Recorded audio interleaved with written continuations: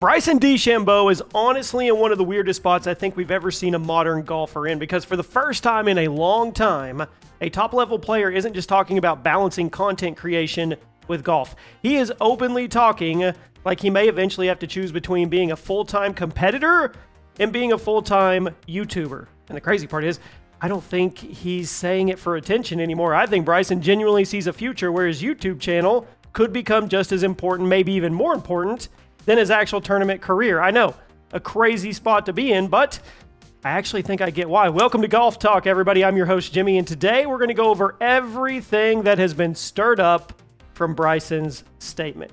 When you look at where golf is right now, Bryson might actually be ahead of everybody else in the understanding where sports entertainment is going. Golf used to be really simple. You played tournaments, maybe did a couple interviews, got your sponsors, showed up in commercials, and that was your public image. But now, athletes can own their audience directly. They don't have to rely on CBS, NBC, ESPN, or even the PGA Tour to build their brand anymore. They can literally create their own media empire from their phone. It's wild to say. Bryson's already done it.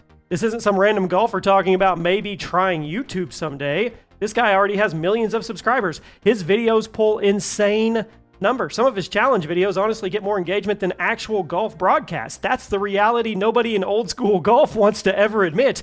There are younger fans right now that watch more Bryson YouTube content than live PGA Tour coverage. It's not a joke anymore. That's actually a shift that's happening. And if you guys enjoy golf content, if you're a fan of the game and you want to know what's going on in the world of YouTube golf, PGA golf, just anything interesting, make sure you subscribe. Make sure you drop a like, and I read every single comment on every single video, and I have been golfing since about the age of 11. It's been a big part of my life throughout my life, and we'll get more on the personal level as we grow the channel.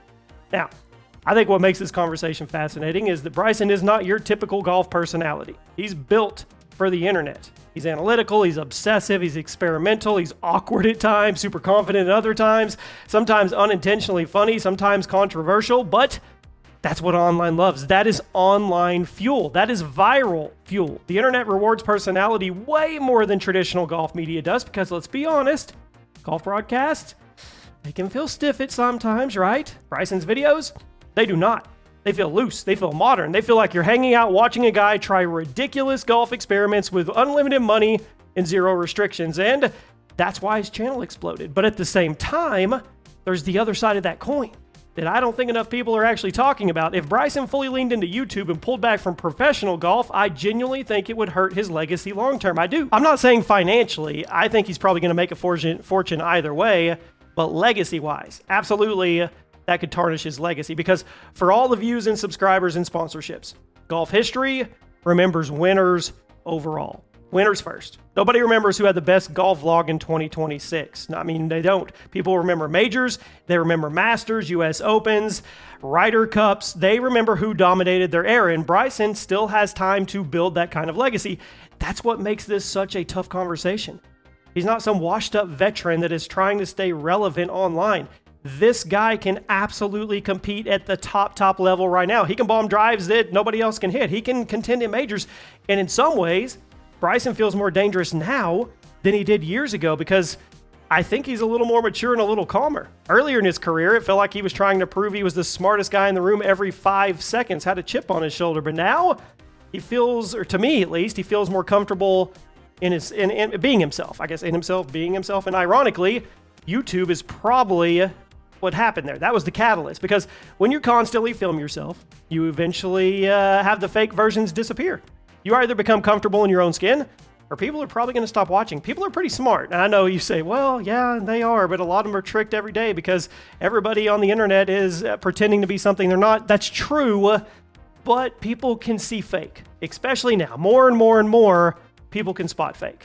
I think fans have actually connected with Bryson more through YouTube than they ever did with traditional broadcasts. That's a fact. I know it is.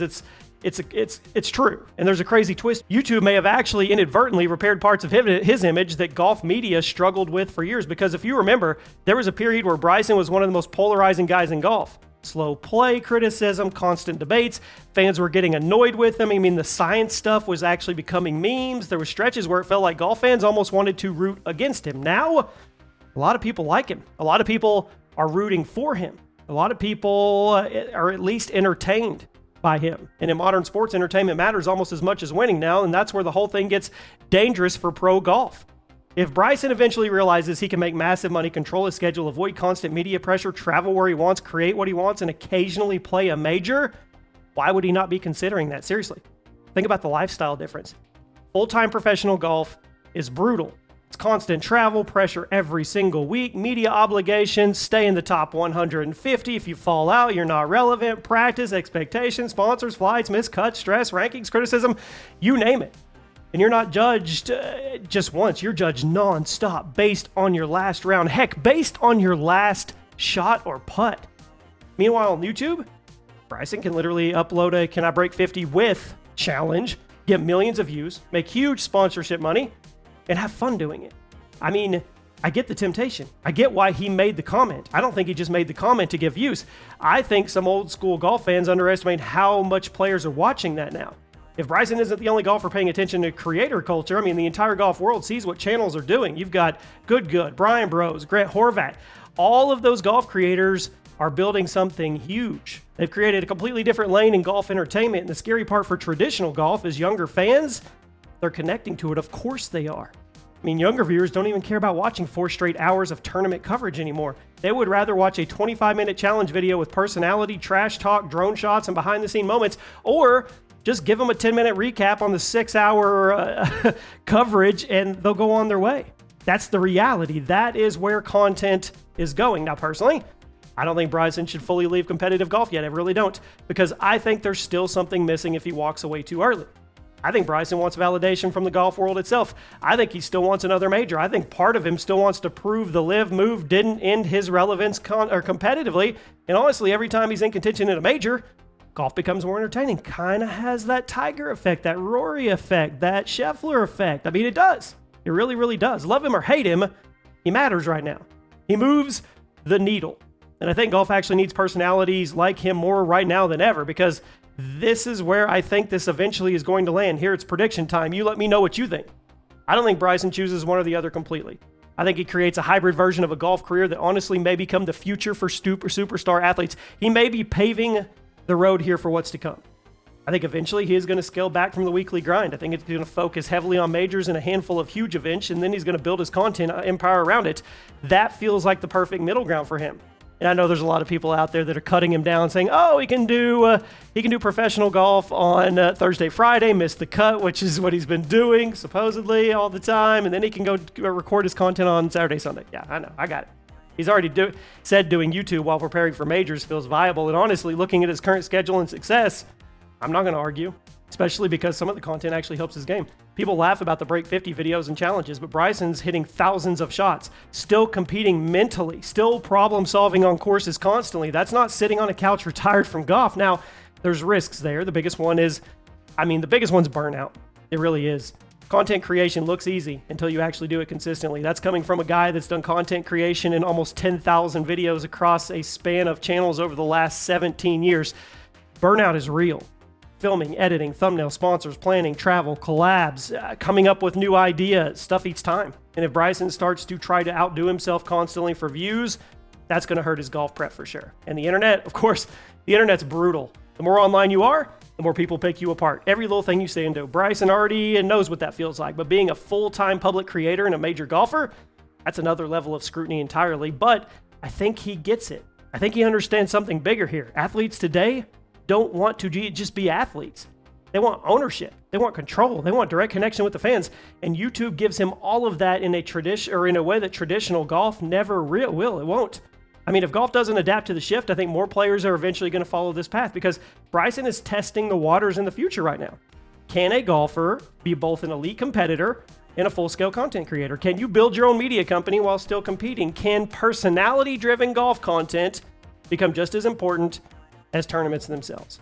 I mean, those questions sound crazy until you realize we're halfway there. And honestly, whether people like it or not, Bryson might end up being remembered as one of the first golfers that truly changed how modern golf stars operate off the course. Not because of distance, not because of LIV, but because he realized attention itself has become part of the sport. And if I have to guess, I think Bryson keeps doing both. I think he chases majors while growing the channel bigger and bigger until eventually he reaches a point where he doesn't need traditional golf nearly as much anymore. And honestly, that possibility alone is probably scaring the golf establishment to absolute death. Let me know your thoughts. Let me know what you think he should do, and let me know what other topics you would like in the YouTube golf realm, in the pro golf realm, in the equipment golf realm, in the drama golf realm. It doesn't matter. I love golf, so I'm willing to talk about whatever you guys want to talk about. I'll see you soon.